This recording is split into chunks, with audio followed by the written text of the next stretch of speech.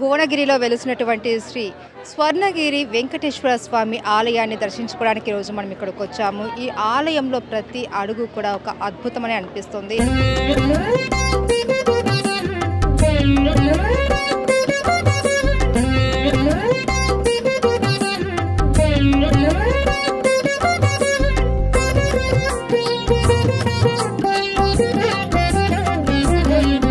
మనం మొదటి నుంచి కూడా చూసుకున్నట్లయితే ఇక్కడ స్వామివారి పాదాల దగ్గర నుంచి మనము గర్భగుడికి వెళ్లే దారిలోనే స్వామివారి యొక్క దశ అవతారాలకు సంబంధించిన దశ అవతార మండపాలు కూడా మనకి ఇక్కడ దర్శనమిస్తాయి. అయితే ఇంతే కాకుండా ఈ ఆలయంలో ఇంకా ఎన్నో అద్భుతమైన కట్టడాలు, ఎన్నో విలువైన విగ్రహాలు కూడా ఉన్నాయి. ప్రపంచంలోనే రెండో జలనారాయణుడి విగ్రహం కూడా ఇక్కడ కొలువు తీయడం అనేది ఎంతో ప్రాముఖ్యత నెలకొన్నటువంటి విగ్రహం కూడా ఇక్కడ మనం ఈరోజు దర్శించుకోవచ్చు. ఈ అద్భుతాలన్నీ కూడా ఈరోజు ఐడ్రీమ్ మీకు చూపించే ప్రయత్నం చేయబోతుంది. రండి. సో ఈరోజు మనం ఇక్కడికి వచ్చాం కదా, మొదట్లోనే చూసారా చాలా క్రౌడ్ ఉంది. మార్నింగ్ నుంచి కూడా ఈవినింగ్ వరకు కూడా ఈ క్రౌడ్ ఎప్పుడు కూడా తగ్గదు అనేసి అంటున్నారు. ప్రతిరోజు 1,00,000 మంది వరకు కూడా భక్తులు ఇక్కడ దర్శించుకుంటారనేసి మనకు తెలుస్తోంది. స్వామివారి దర్శనానికి వెళ్లే ముందే ఇక్కడ మనం చూడొచ్చు స్వామివారి పాదాలు, ఎంత పెద్ద పాదాలు ఇక్కడ మనకు కనిపిస్తూ ఉన్నాయో. ఇక్కడ స్వామివారి పాదాలను స్పృశించి ఇక్కడ స్వామివారి యొక్క అనుగ్రహాన్ని తీసుకున్న భక్తులు తర్వాత ఇక్కడ కనిపిస్తున్నటువంటి మెట్ల మార్గం ద్వారా స్వామివారి దర్శనానికి వెళ్తూ ఉంటారు.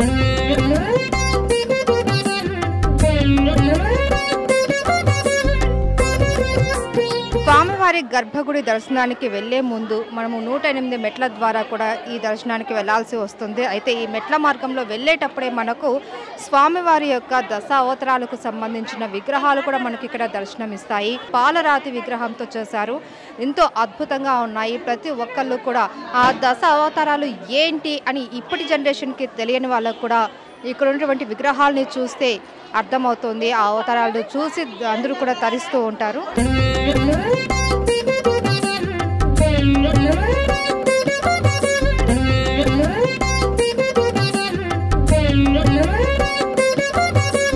యాదాద్రి తిరుమల దేవస్థానంగా పిలువబడేటటువంటి శ్రీ స్వర్ణగిరి వెంకటేశ్వర స్వామి టెంపుల్ ఈరోజు మనం ఉన్నాము. అయితే ఇక్కడ మనతో మాట్లాడడానికి ఆలయ చైర్మన్ గోపీకృష్ణ గారు ఉన్నారు. వారిని అడిగి మరిన్ని వివరాలు తెలుసుకుందాం. ఆలయ విశిష్టత ఏంటి, ఇక్కడ ఆలయాన్ని నిర్మించడానికి గల కారణాలు ఏంటి, దీని గురించి అడిగి తెలుసుకునే ప్రయత్నం చేద్దాం. నమస్తే సార్. నమస్కారం అండి. జై శ్రీమన్నారాయణ. జై శ్రీమన్నారాయణ సార్. ఇక్కడ చూస్తుంటే మనం ఒక తిరుమలలో ఉన్నామా అన్న వాతావరణం అయితే మాకు ఇక్కడ కనిపిస్తోంది. అసలు ఇక్కడ యాదగిరి తర్వాత ఇంత దేవాలయం ఉంది అనేది చాలా తక్కువ సమయంలో ఇంత అభివృద్ధి చెందడం అన్నది నిజంగా దేవుని కృపే అని అనుకోవచ్చు. ఈ ఆలయాన్ని నిర్మించాలి అన్న ఆశయం మీకు ఎలా వచ్చింది? వాస్తవం అండి, అంత స్వామివారి దయ. ఫస్ట్ థింగ్, ఈ స్వామివారు ఈ ఆలయ నిర్మాణంలో మమ్మల్ని ఎంచుకున్నందుకు అది మా ఎంతో అదృష్టం. సో ఈ ఆలయ నిర్మాణం అసలు ఆలోచన మా అమ్మ నాన్నగారిదండి.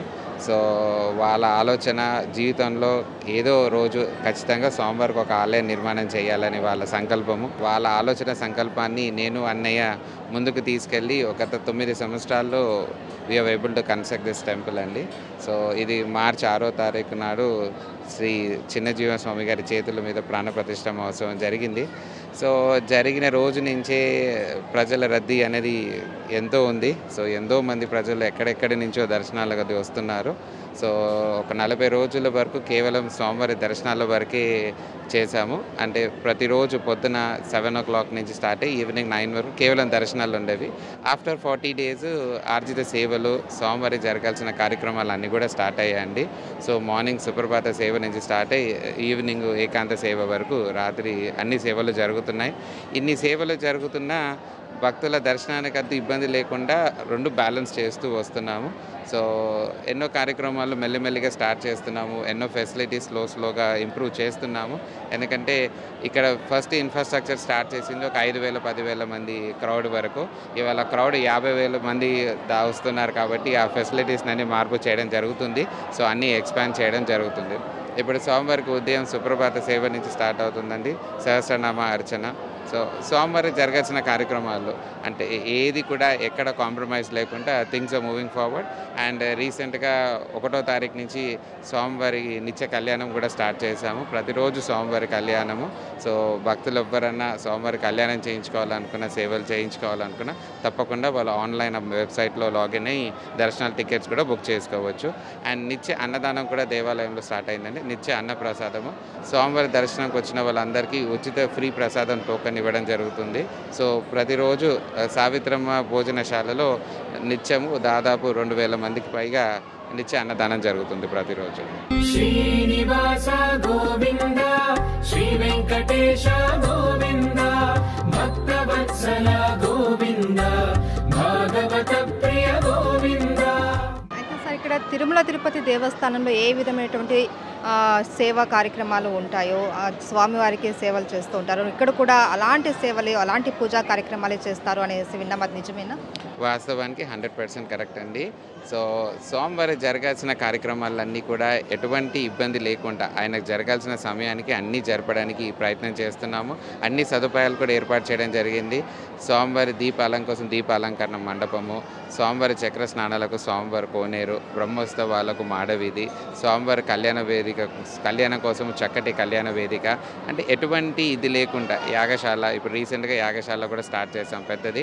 సో స్వామివారి హోమాలు కానివ్వండి, పూజలు కానీ కరెక్ట్గా జరగడానికి సో ఎంతవరకు చేయగలిగినో 100% we're doing the best. And ప్రతి ఒక్కరు దర్శనం చేసుకొని కూడా దే వెరీ హ్యాపీ. సో ఈ పాజిటివ్నెస్ అనేది వింటూ ఉంటే ఎంతో ఆనందం కలిగిస్తుంది. అయితే సార్ ఇక్కడ ఎక్కువగా మనకు స్వర్ణగిరి దేవాలయం అనగానే ఎక్కడ చూసినా కూడా జలనారాయణుడి యొక్క విగ్రహమే ఎక్కువగా కనిపిస్తూ ఉంటే, అయితే ఇది ప్రపంచంలోనే రెండవ విగ్రహం అనేసి అంటూ ఉన్నారు. ఇంత ప్రతిష్ట కలిగినటువంటి ఈ విగ్రహాన్ని ఇక్కడ స్థాపించడం అన్నది మామూలు విషయం కాదు. ఈ విగ్రహం ఎలా ఇక్కడ వరకు తీసుకొచ్చారు, ఎలా జరిగింది? సో మీకు ఇందాక చెప్పాను, it's almost 9 years of journey అండి.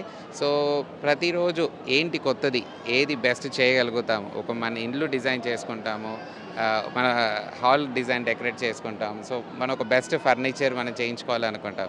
సో స్వామివారికి సంబంధించిన ఆలయ నిర్మాణం అంటే పద్ధతిగా చూడాలి, అండ్ యాజ్ వెల్ యాజ్ చూడడానికి అట్రాక్టివ్గా. సో చూసే వాళ్ళ ప్రజలకు అసలు ఎలా ఇంత చక్కటి వర్క్ మ్యాన్షిప్. అండ్ నిజం చెప్పాలంటే మన దగ్గర ఉన్న శిల్పులు అంటే ప్రపంచంలో ఎక్కడ లేరు. సో చక్కటి శిల్పులు మీరు చూస్తుండవచ్చు. దేవాలయం అంతా కూడా బ్లాక్ స్టోన్ యూజ్ చేసాము, major of the construction. And దేవాలయంలో మీరు ప్రముఖంగా చూస్తే ఫస్ట్ కింద స్వామివారి పాదాలు, సో పాదాల దర్శనం తర్వాత మెట్లెక్కుతూ వస్తే దశావతార మండపాలు ఉంటాయండి. సో ఈ మెట్లు కూడా అందరూ ఎక్కే విధంగా అనుకూలంగా తక్కువ హైట్తో చేయడం జరిగింది. పై వరకు వచ్చిన తర్వాత మిమ్మల్ని గరుడ వారు చూస్తూ ఉంటారు. సో పక్కకే ఆంజనేయ స్వామి విగ్రహము, దాని తర్వాత గంటా మండపము, కుడివైపు జలనారాయణ కోనేరు, ఎడమవైపు స్వామివారి దేవాలయం. సో ఈ విధంగా అన్ని డిజైన్ ప్లాన్ చేయడం పడింది. అండ్ ప్రతి ఒక్క దాంట్లో ఇప్పుడు జలనారాయణ విషయంలోకి వస్తే వన్ ఆఫ్ యూనిక్. సో కోనేరు మధ్యలో స్వామివారు ఆకాశం వైపు చూస్తూ ఉంటారు. సో ఇది నేపాల్లో మొదటి విగ్రహం ఉంది. సో రెండో విగ్రహం మన స్వర్ణగిరి తెలంగాణ యాదాద్రిలోనే మనకు చూస్తాము. సో దాని చుట్టూ కూడా ప్రదక్షిణ చేయడానికి చక్కటి సదుపాయము 2 వరుసలుగా ఉంది. సో స్వామివారి దర్శనం చేసుకొని చుట్టూ ప్రదక్షిణ చేసుకోవచ్చు. దాని తర్వాత గంట మండపము. సో ఈ గంట కూడా ప్రత్యేకత ఏంటంటే దాదాపు 1.7 tons ఒక వెయిట్ అండి గంటది. So it's one of the biggest bell అని చెప్పవచ్చు. సో చాలామంది ఈ గంట చూడడానికి కూడా చాలామంది ఎగబడుతున్నారు. అండ్ ఇదే కాకుండా ఆంజనేయ స్వామి మండపం, హనుమాన్ మండపం. సో మేము చాలా విన్నాం ఏంటంటే ఎక్కడ లేని విగ్రహం అన్నమాట ఇది. అంటే చిన్న పిల్లలు ఆనందంతో ఉన్నప్పుడు ఏ విధమైనటువంటి ఆ భంగిమ ఉంటుందో ఇక్కడ కూడా అలాంటి ఆంజనేయ స్వామి ప్రపంచంలో ఎక్కడా లేదు అనేసి అన్నారు. వాస్తవం అండి.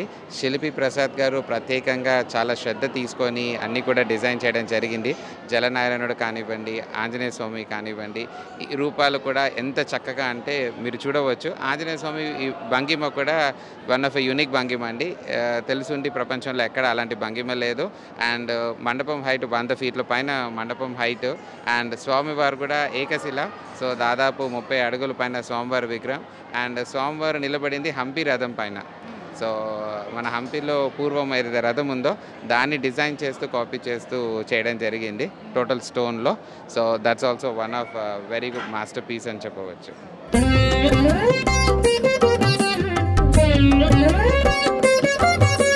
సార్ గరుడ విగ్రహం కూడా బంగారం తోటి అనేసి అన్నారు.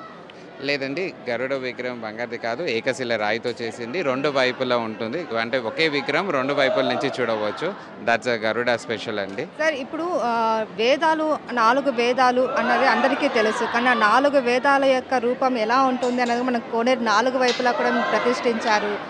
ఎక్కడ చూసినా కూడా యూనిక్ అనమాట. ఏ ఆలయంకి వెళ్ళినా కూడా ఇటువంటి యూనిక్ అనేది మనకి కనిపించదు. మనం స్టార్టింగ్లో చూసుకుంటే స్వామివారి పాదాల దగ్గర నుంచి కూడా దశావతారాలకు సంబంధించిన దశావతార మండపాల దగ్గర నుంచి కూడా చూసుకున్నట్లయితే ప్రతి ఒక్కటి చరిత్రలో మనకి ఏదైతే చెప్పారో అది కళ్ళకు కట్టినట్లుగా దశావతారాలు అంటే ఏముంటాయి అన్నది కూడా మనకు మొదటి నుంచి కూడా చూసుకుంటూ వచ్చాము. ఈ ఆలోచన అంతా ఎలా వచ్చేది సార్? ఒకటి అండి, మీరు కన్స్ట్రక్షన్ రూపంలో చూస్తే పింక్ మార్బుల్ యూజ్ చేసాము, వైట్ మార్బుల్ యూజ్ చేసాము, బ్లాక్ స్టోన్ యూజ్ చేసాము. So we have used maximum natural, ఏది న్యాచురల్గా ఉందో. అండ్ ప్రతి ఒక్కటి కూడా అంటే ఎవరు చూసినా మొదలు చూసేది రూపం, కళ. సో ఆ బెస్ట్ వర్కర్ అంటే దీన్ని బెస్ట్గా డిజైన్ చేయగలిగినండి ఆలోచన అంతా కూడా పెద్దవాళ్ళది. అండ్ దీన్ని ఎలా చేస్తే బాగుంటుంది అనే ఆలోచన అంతా స్థపతి గారిది. So design, perfection and according to the vastu, అది ఇంపార్టెంట్. అంటే ఎక్కడ ఏది ఉండాలో అదే నిర్మించాలి. ప్రతి బొమ్మకు ఒక చరిత్ర ఉంటుంది. మీరు గోపురంలో ఎన్ని బొమ్మలు చూస్తే ప్రతి బొమ్మకు ఒక చరిత్ర, ఒక కథ మీరు చూస్తుండవచ్చు. So that is important. So దేవాలయ నిర్మాణం అనేది అంత ఈజీ కాదు, మీకు తెలుసు. బట్ ఇవన్నీ టేకెన్ కేర్ చేసుకొని ఇవన్నీ కాంబినేషన్తో the team has worked a lot అని చెప్పవచ్చు అండి. All the 9 years the way they worked hard was a great journey అని చెప్పవచ్చు. ఈ 9 సంవత్సరాల్లో చాలా కూడా కొత్త విషయాల్లో మేము తెలుసుకున్నాము. బట్ ఒక ఆనందమైన విషయం ఏంటంటే ఆఫ్టర్ 9 years ఒక చక్కటి కీర్తి, ఇంతమంది ప్రజలు దర్శనానికి రోజు వచ్చి వెళ్ళడము చాలా ఆనందం అండి.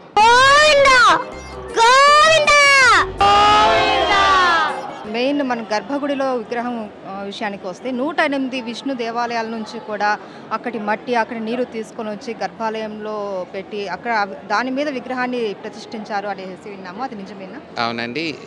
దేవాలయంలో ప్రధాన అర్చకులు శ్రవణాచార్యులు దిట్టకవి గారు.